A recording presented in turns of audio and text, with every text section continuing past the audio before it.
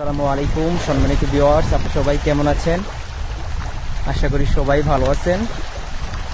এই যে আমাদের 440% পুকুর, এই পুকুরে রমজান মাসে 800-900 গ্রামের মাছ পালানো হয়েছিল 14,000।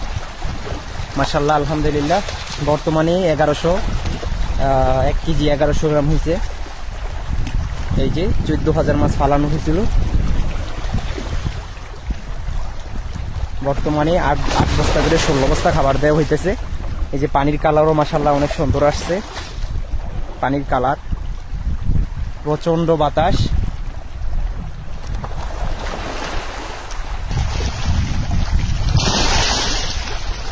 এই যে মাশাআল্লাহ,